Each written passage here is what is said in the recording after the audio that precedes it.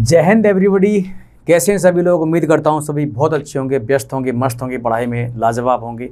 दोस्तों, जो पानी से नहाता है वो सिर्फ लिबास बदलता है। याद रखिएगा अपनी ज़िंदगी में, जो पानी से नहाता है वो सिर्फ लिबास बदलता है और जो पसीने से नहाता है वो इतिहास बदलता है।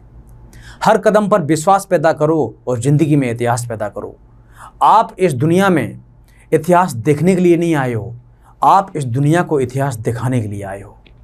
दुनिया में 99% लोग ऐसे मेरे भाइयों, याद रखिएगा, जो इतिहास को देखने के लिए आते हैं और मात्र 1% लोग ऐसे होते हैं जो दुनिया को इतिहास दिखाने के लिए आते हैं। तो आपको इतिहास दिखाना है मेरे भाई, ठीक है। मैं एक चीज़ हमेशा बोलता हूँ, मुझे रोक सके वो ज़माने में दम नहीं, मुझे रोक सके वो ज़माने में दम नहीं, क्योंकि ज़माना हमसे है लेकिन ज़माने से हम नहीं, क्योंकि ज़माना हमसे है लेकिन ज़माने से हम नहीं। ज़िंदगी जंग है, याद रखना मेरे भाई, ज़िंदगी जंग है, क्योंकि हमारा एटीट्यूड भी दबंग है। हम भी किसी से कम नहीं है जी, हम भी किसी बाप के बेटे हैं। तो चलते हैं, बिना टाइम वेस्ट किए अपने टॉपिक की ओर चलते हैं, पहले सवाल पर, ठीक है। और ये आ गया आपका पार्ट 3 में क्या है देखते हैं, आधुनिक भारत में। पार्ट 3 में पहला सवाल है, स्वदेश वाहिनी के संपादक थे CV रमन, CN मुदालियर, के रामकृष्ण पिल्ले, CR रेड्डी। दोस्तों, के रामकृष्ण पिल्लई जो हैं आपके, ये स्वदेश वाहिनी पत्रिका के संपादक थे। आपको याद रखना, ये एक पत्रिका थी, मैगजीन थी, उसके संपादक थे, ये आपको विशेष याद रखना है, ठीक है। और नेक्स्ट क्वेश्चन की ओर चलते हैं।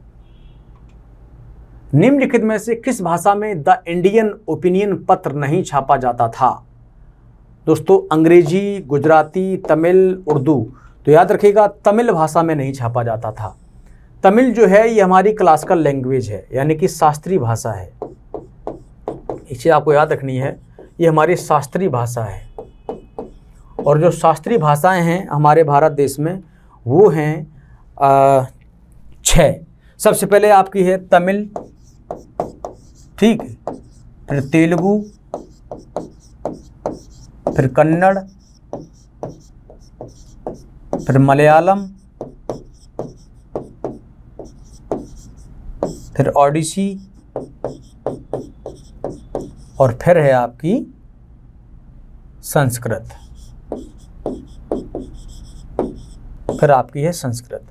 तमिल, तेलुगु, कन्नड़, मलयालम, ओडिसी, संस्कृत, ये 6 भाषाएं ऐसी हैं दोस्तों, याद रखिएगा, जो आपकी शास्त्रीय भाषाएं हैं, क्लासिकल लैंग्वेज हैं, शास्त्रीय भाषाएं हैं।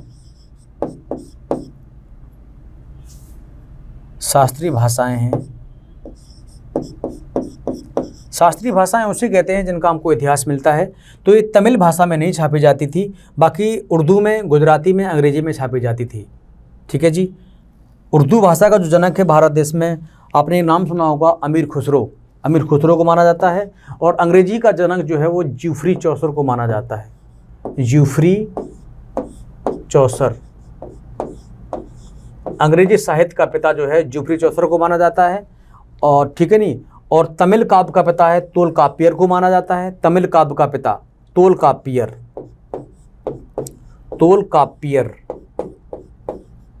याद रखना मेरे बच्चों, बहुत ही बढ़िया सवाल है। तमिल काव्य का पिता तोलकाप्पियर को माना जाता है और उर्दू का पिता अमीर खुसरो को माना जाता है। किसे माना जाता है? अमीर खुसरो को, ये आपको याद रखना है। अमीर खुसरो के गुरु का नाम था निजामुद्दीन औलिया।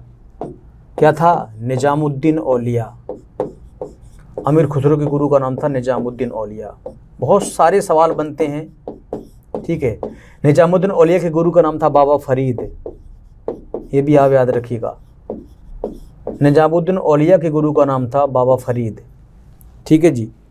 ये पॉइंट आपको याद रखने हैं, बहुत सारे पॉइंट्स बनते हैं, ठीक है। तो नेक्स्ट क्वेश्चन देखते हैं। हंटर कमीशन की रिपोर्ट में किसके विकास पर विशेष जोर दिया गया था?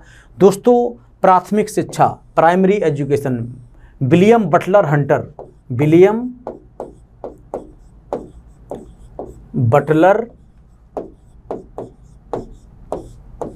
की अध्यक्षता में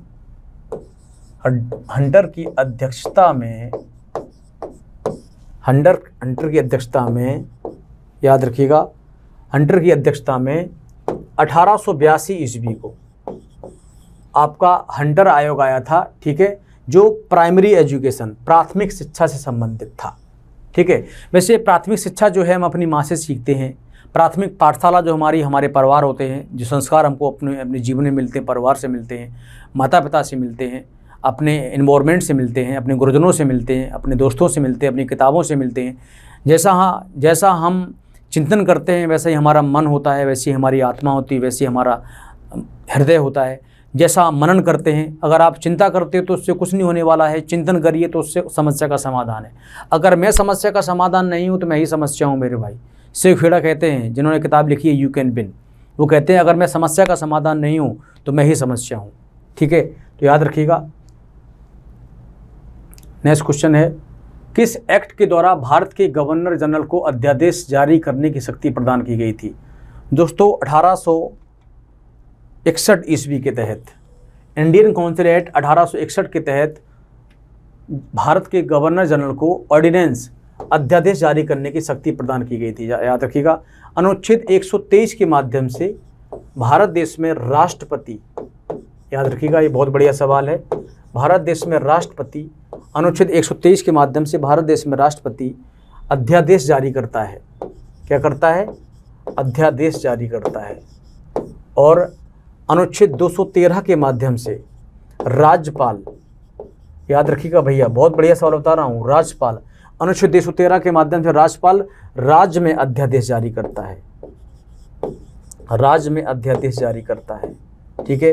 कुछ नहीं किया है, 123 को आप 213 कर दो, कॉमन हो जाएगा, 2 को मैंने कॉमन ले लिया। 213 में राज्यपाल राज्य में अध्यादेश जारी करता है और राष्ट्रपति केंद्र में अध्यादेश जारी करता है। और इंडियन काउंसिल एक्ट के माध्यम से गवर्नर जनरल को 1861 ईस्वी में केंद्र में अध्यादेश जारी करने का अधिकार प्रदान कर दिया गया था, ठीक है। चलिए नेक्स्ट सवाल देखते हैं। निम्न में से किसने सर्वप्रथम प्रेस सेंसरशिप लागू की थी? Wellesley, Hastings, John Adams, Dalhousie. तो याद रखिएगा विलेजली ने की थी। लॉर्ड विलेजली ने भारत देश में सबसे पहले प्रेस पर सेंसरशिप जारी की थी, सेंसरशिप जारी की थी, ये याद रखिएगा। और भारत में चार्ल्स मेटकॉफ को, ये आपको बढ़िया सवाल बता रहा हूं मैं, चार्ल्स मेटकॉफ को भारत में प्रेस का मुक्तिदाता कहा जाता है। चार्ल्स मेटकॉफ को भारत में प्रेस का मुक्तिदाता कहा जाता है, मुक्तिदाता कहा जाता है, याद रखिएगा, ठीक है। जॉन एडम्स हैं, लॉर्ड डलहौजी जो हैं वारेन ये हेस्टिंग्स हैं, ये आपके बंगाल के प्रथम गवर्नर जनरल थे। लॉर्ड डलहौजी को भारत देश में हड़प नीति के लिए जाना जाता है, हड़प नीति के लिए जाना जाता है, ये चीज़ याद रखिएगा। और हड़प नीति जो है इसको व्यपगत का सिद्धांत भी कहा जाता है, व्यपगत का सिद्धांत भी कहा जाता है, ये चीज़ याद रखिएगा। और इसी को हड़प नीति को याद रखिएगा, हड़प नीति को ही डॉक्ट्रिन ऑफ लैप्स भी कहा जाता है, डॉक्ट्रिन ऑफ लैप्स भी कहा जाता है, डॉक्ट्रिन ऑफ लैप्स भी कहा जाता है दोस्तों, ठीक है। चलते हैं नेक्स्ट क्वेश्चन की ओर। तो निम्नलिखित में से सबसे बाद में क्या हुआ? तो हड़प नीति है, बंगाल का विभाजन है, स्थायी बंदोबस्त है, सहायक संधि है। तो आपने देखा कि जो आपका बंगाल विभाजन है ये 1905 में हुआ था। तो सबसे मोर एप्रोप्रिएट जो आंसर है आपका यही होगा, ठीक है। हड़प नीति आपकी ये लॉर्ड डलहौजी लेकर के आए थे, स्थायी बंदोबस्त आपके लॉर्ड कॉर्नवालिस लेकर के आए थे, और सहायक संधि आपके लॉर्ड विलेजली लेकर के आए थे, लॉर्ड विलेजली लेकर के आए थे, ठीक है, याद रखना है। तो इसका सही आंसर होगा आपका बंगाल का विभाजन, ठीक है। नेक्स्ट क्वेश्चन है, सूची 1 को सूची 2 से सम्मिलित कीजिए। सूची सामान्य, हिंदू सुधारक, वॉइस ऑफ इंडिया, बंगाली, अब संपादक दादा भाई नरोजी, गोपाल कृष्ण गोखले, जी सुब्रमण्यम अय्यर, SN बनर्जी। यानी कि इसका जो सही आंसर होगा ए का तीसरा, यानी कि ए, हिंदू का तीसरा जा रहा है आपका जी सुब्रमण्यम, ठीक है। इसका सही आंसर होगा आपका D, D believe right answer होगा आपका इसका, ठीक है। बी का दूसरा है आपका, यानी कि सुधारक का है आपका दूसरा कौन है, दूसरे Gopal Krishna Gokhale. Voice of India के हैं आपके, वॉइस ऑफ इंडिया के हैं आपके दादा भाई नौरोजी, ठीक है, याद रखिएगा। और चौथा है आपका बंगाल सूची के आपके हैं सुब्रमण्यम अय्यर। तो ये आपको याद रखना है, बहुत ही प्यारे सवाल थे, ठीक है। गोपाल कृष्ण गोखले को महात्मा गांधी का राजनीतिक गुरु माना जाता है, ठीक है। और दादा भाई नौरोजी के बारे में आपको बता चुका हूँ, इनको भारत का वृद्ध मैन कहा जाता है, वयोवृद्ध मैन कहा जाता है भारत देश का, ठीक है। नेक्स्ट क्वेश्चन देखते हैं, निम्नलिखित में से किसके अंतर्गत भारत में सर्वप्रथम सर्वोच्च न्यायालय की स्थापना हुई? रेगुलेटिंग एक्ट 1773, 1853, 1935, भारतीय संविधान। दोस्तों मैंने आपको ऑलरेडी बताया है कि भारत देश में जो सुप्रीम कोर्ट की स्थापना है वो रेगुलेटिंग एक्ट के तहत की गई थी 1773 ईस्वी में। और इसके प्रथम जो आपके सुप्रीम कोर्ट के अध्यक्ष थे वो थे आपके sir Elijah Impey, sir Elijah Impey थे, याद रखिएगा, ठीक है। वर्तमान में जो हैं वो 49वें नंबर के हैं आपके उदय उमेश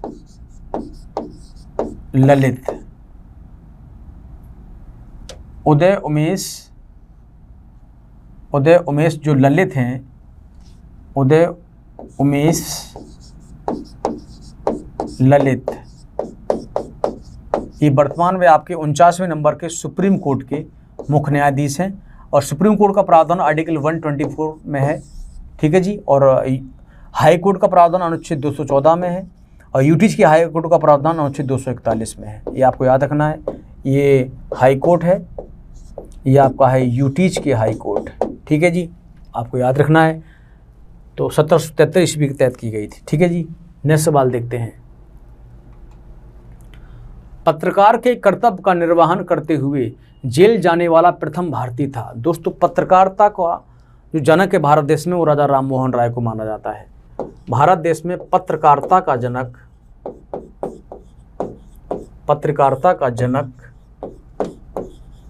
याद रखिएगा राजा राम मोहन राय को माना जाता है। राजा राम मोहन राय को माना जाता है, ठीक है। तो बाल गंगाधर तिलक, दादा भाई नौरोजी, मोतीलाल घोष, सुरेंद्रनाथ बनर्जी, यानी कि पत्रकार के कर्तव्य का निर्वहन करते हुए जेल जाने वाला प्रथम भारतीय था। तो इसका सही आंसर होगा बेटा बाल गंगाधर तिलक। बाल गंगाधर तिलक उग्रवादी थे, कैसे थे? उग्रवादी, एक्सट्रीमिस्ट थे ये, ठीक है, याद रखिएगा। लाला लाजपत राय, बाल गंगाधर तिलक और बिपिन चंद्र पाल और अरविंद घोष, ये 4 व्यक्ति ऐसे थे जो उग्रवादी नेताओं में आते हैं। दादा भाई नौरोजी नरम दल के थे, मोतीलाल नेहरू भी आपके उग्रवादी थे, सुरेंद्रनाथ बनर्जी भी आपके नरम दल के थे, ठीक है। तो इसका आंसर क्या होगा? बाल गंगाधर तिलक, ठीक है। नेक्स्ट क्वेश्चन है, मैडम भीखाजी कामा से संबंधित निम्नलिखित कथनों पर विचार कीजिए। मैडम कामा ने वर्ष 1907 में पेरिस में, दोस्तों पेरिस में नहीं है, ये गलत हो गया आंसर, पेरिस में नहीं है, स्टुटगार्ट जर्मनी में, स्टुटगार्ट जर्मनी में, स्टुटगार्ट जर्मनी में राष्ट्रीय दूत फहराया था, गलत हो गया। मैडम कामा दादा भाई नौरोजी की निजी सचिव रहीं, ये सही है पॉइंट। मैडम भीखाजी कामा दादा भाई नौरोजी की सचिव थी। तीसरा है मैडम कामा के माता पिता पारसी थे, ठीक है। इसका सही आंसर होगा 2 और 3। पहला ऑप्शन इसका गलत होगा बेटा, मैंने ऑलरेडी बता दिया है। 1907 में इन्होंने किया था, लेकिन ये स्टुटगार्ट जर्मनी में किया था, ठीक है। इनके माता पिता पारसी थे, ये बिल्कुल सही है। और ये दादा भाई नौरोजी की व्यक्तिगत सचिव भी थी। तो इसका आंसर होगा आपका 2 और 3, B will be right answer. It's okay.